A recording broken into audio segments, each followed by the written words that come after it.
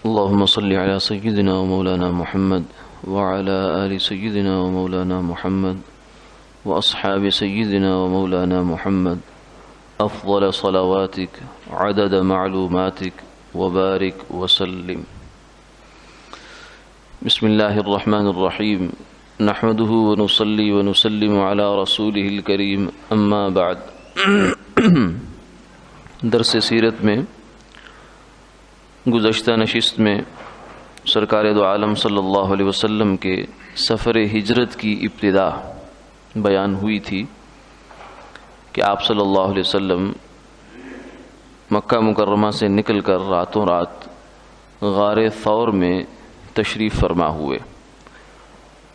اللہ تعالیٰ نے وہاں اپنی خاص قدرت سے اور عجیب و غریب انداز سے آپ کی جان کی حفاظت کا انتظام فرمایا. 3 دن تک آپ غار میں رہے.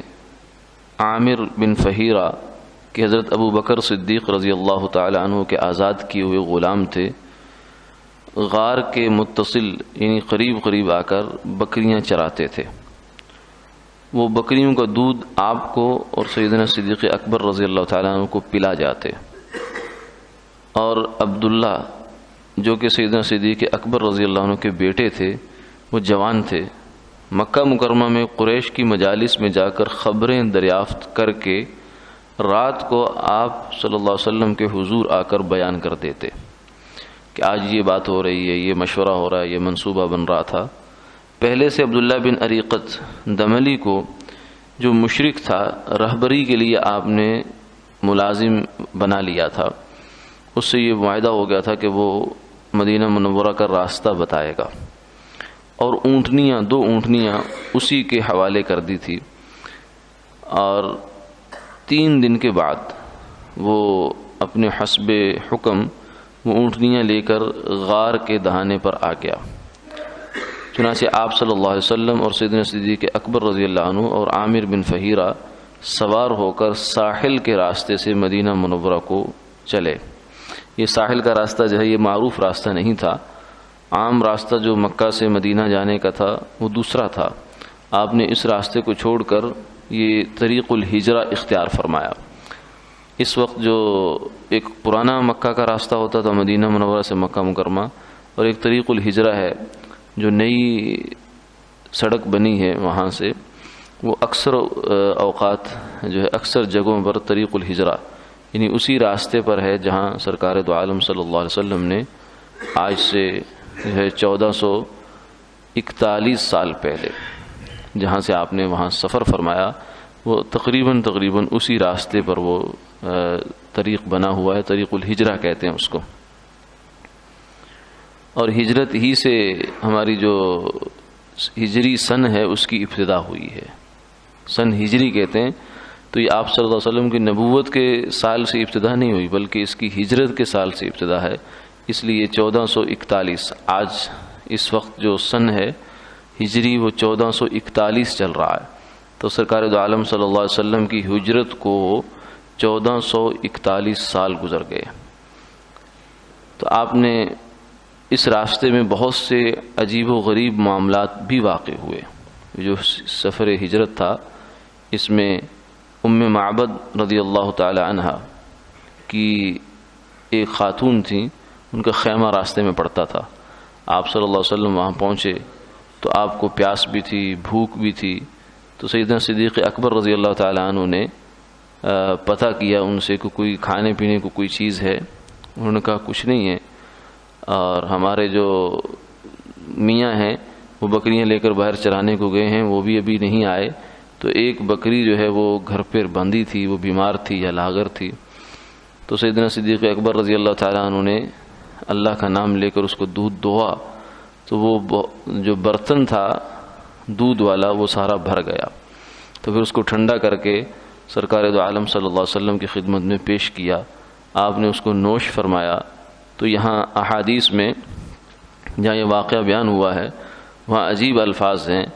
سیدنا صدیق اکبر رضی اللہ عنہ فرماتے ہیں کہ سرکار دو عالم صلی اللہ علیہ وسلم نے جی بھر کے وہ دودھ پی لیا اور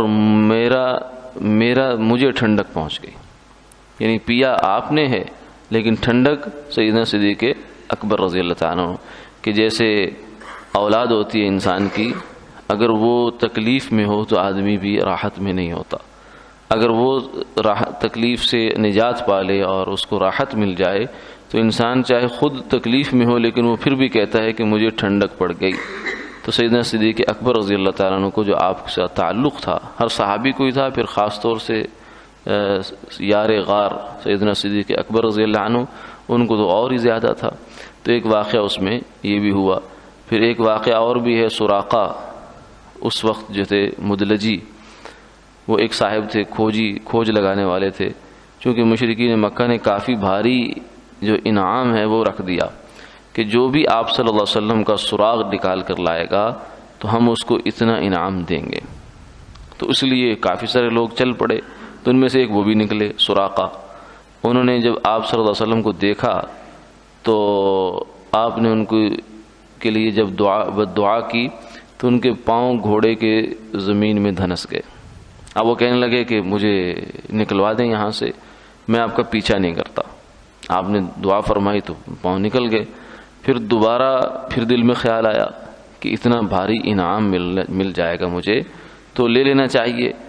تو پھر واپس ہوا، جب واپس ہوا پھر پاؤں وہیں پہ ہو گئے۔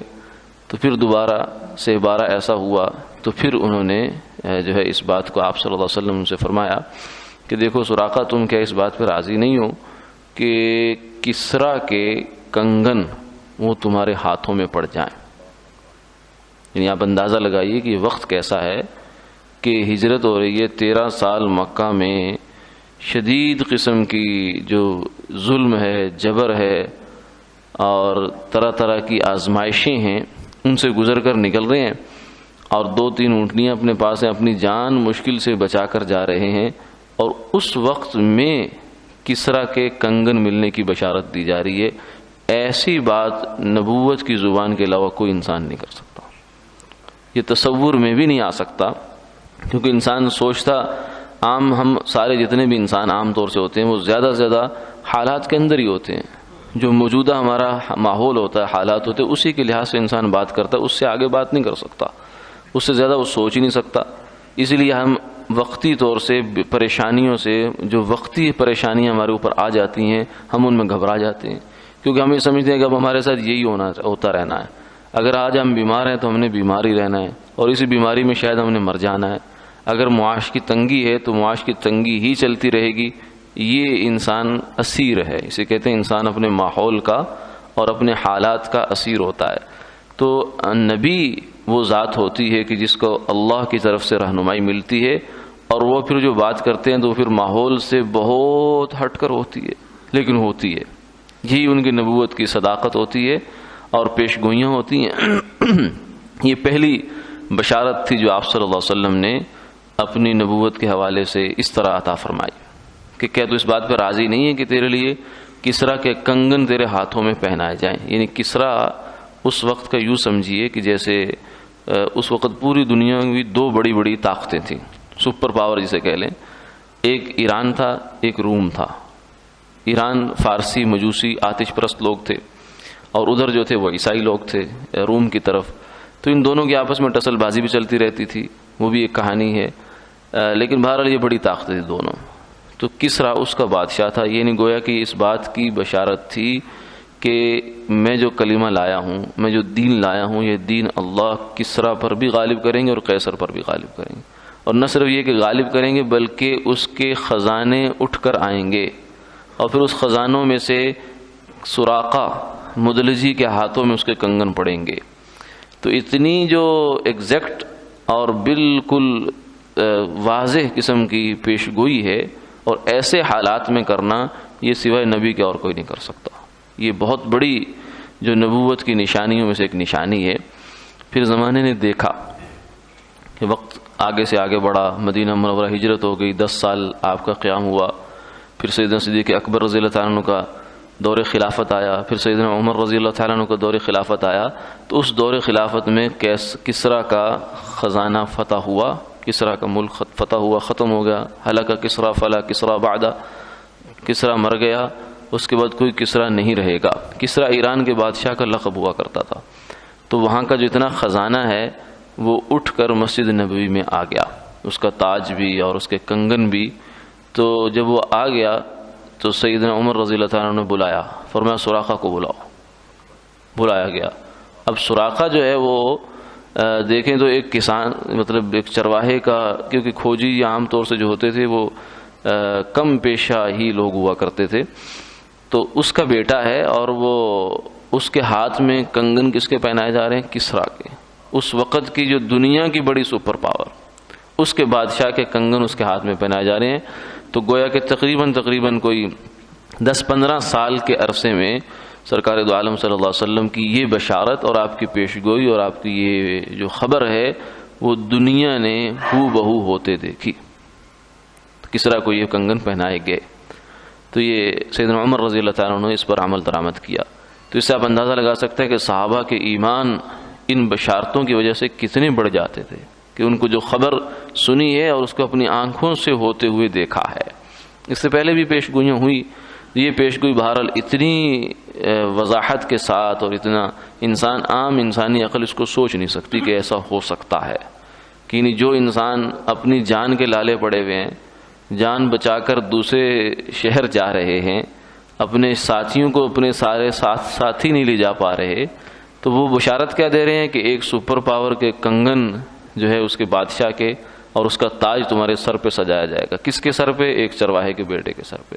تو اتنی بڑی بات یہ عام زبان، عام انسان، عام دماغ، عام عقل نہیں کر سکتا، نہ سوچ سکتا۔ آج ہم بھی نہیں سوچ سکتے، یہ اگر واقعہ ہمارے سامنے نہ ہو، آج کسی انسان کو کوئی یہاں کہہ دے کہ جناب 10 سال کے اندر وائٹ ہاؤس جو ہے اس کی فلاں کرسی پر تم بیٹھے ہو گے، تو دماغ خراب ہے تمہارا، کیا باتیں کر رہے ہو تم، یہ ایسا امکان کیسے ہو سکتا ہے؟ تو یہ بات بھی بالکل ایسی ہی ہے۔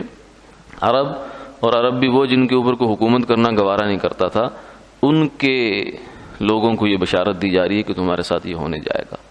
تو اللہ تعالیٰ نے یہ وقت بھی دکھایا، یہ بھی اسی سفر ہجرت کے واقعات میں سے ایک واقعہ ہے۔ مدینہ کے لوگ بخیال آپ کی تشریف آوری کے، یعنی ادھر آپ صلی اللہ علیہ وسلم وہاں سے نکلے تو آگے ان کو یہ اب کیونکہ شدہ خبریں تو چل پڑی تھی، جیسے ہجرت شروع ہو گئی، مدینہ منورہ میں شروع میں 70-80 کے قریب لوگ مسلمان ہوئے، پھر اس کے بعد آپ صلی اللہ علیہ وسلم نے کچھ معلم بھیجے اپنے وہاں، حضرت صہیب تھے کہ جاؤ جا کر ان کو دین سکھاؤ۔ انہوں نے وہاں مدینہ منورہ کی آپ کی تشریف آوری سے پہلے اکثر و بیشتر جو انصار کے قبائل ہیں وہ مسلمان ہو چکے تھے، تو ان کو بہت شدت سے اشتیاق تھا کہ ہم دیکھیں اللہ کے محبوب صلی اللہ علیہ وسلم، امام الاولین والآخرین، سید الانبیاء والمرسلین کو، کہ ان کی زیارت سے اپنی آنکھیں ٹھنڈی کریں۔ جیسے آج ہر مسلمان کو یہ خواہش ہے، تو اس زمانے میں تو یہ خواہش کتنی شدید ہوگی ان کی، اس کا اندازہ نہیں لگایا جا سکتا۔ اس لیے مدینہ کے لوگ آپ کی تشریف آوری کے انتظار میں ہر روز استقبال کے لیے مکہ کی راہ پر آتے تھے، ہر روز، کہ شاید آج تشریف آوری ہو، شاید آج تشریف آوری ہو، کیونکہ پکا تو پتہ نہیں تھا کس دن تشریف آوری ہوگی، لیکن ان کا شوق تھا اور محبت کا یہ انداز تھا کہ ہر روز آتے اور دوپہر کے قریب واپس لوٹ جاتے۔ جس روز آپ صلی اللہ علیہ وسلم پہنچے، اس روز انتظار کر کے لوٹ چلے تھے کہ ایک بارگی، ایک یہودی نے ایک ٹیلا پر سے آپ کی سواری دیکھی اور چلا کر ان پھرنے والوں سے کہا، یا معشر العرب ھذا جدکم، اے گروہ عرب یہ تمہارا حظ یعنی خوش نصیبی کا سامان آ پہنچا۔ وہ لوگ واپس پلٹے اور آپ کے ساتھ ہو کے مدینہ منورہ میں داخل ہوئے۔ اہل مدینہ کی اس روز کی خوشی کا اندازہ نہیں ہو سکتا تھا۔ چھوٹی چھوٹی لڑکیاں شوق میں یہ نظم پڑھتی تھی، طلع البدر علینا من ثنیات الوداع وجب الشکر علینا ما دعا للہ داعی ایہا المبعوث فینا جئت بالامر المطاع۔ آپ کا جو پہلا قیام ہے وہ قباء میں، جہاں اس وقت مسجد قباء ہے، اس جگہ میں ہوا۔ پھر اس کے بعد آگے تشریف آوری ہوئی۔ آپ مکہ سے دوشنبہ کے روز ربیع الاول کے مہینے میں، بقول بعض صفر کے مہینے میں 53 سال کی عمر میں چلے تھے، اور دوشنبہ ہی کے دن یعنی پیر کے دن 12ویں ربیع الاول کو مدینہ میں پہنچے۔ 12 ربیع الاول کو مدینہ منورہ میں آپ کا جو ہے تشریف آوری ہوئی، اور پہنچ کر محلہ قباء میں جو مدینہ کے ذرا کنارے پر تھا، اب بھی قدرے کنارے پر یہ، ابھی وہ مدینہ کا اس طرح حصہ نہیں بنا، ذرا فاصلے سے ہے، منازل بنی عمر بن عوف ان کے وہاں مکان تھے، وہاں آپ 14 دن ٹھہرے۔ تیسرے دن سیدنا علی رضی اللہ تعالیٰ عنہ مکہ مکرمہ میں بھی امانتیں ادا کر کے آپ سے آ ملے۔ پھر آپ نے شہر مدینہ کے اندر تشریف رکھنے کا ارادہ کیا۔ ہر ایک کی آرزو تھی کہ ہمارے محلہ میں ٹھہریں۔ جب آپ سوار ہوئے، ہر قبیلے کے لوگ ساتھ تھے، یعنی قباء سے آپ کی سواری جب چلی ہے تو مدینہ منورہ کے ہر قبیلے کے لوگ ساتھ تھے، اور ہر ایک کی خواہش یہ تھی کہ یہ مہمان ہمارے گھر ٹھہریں۔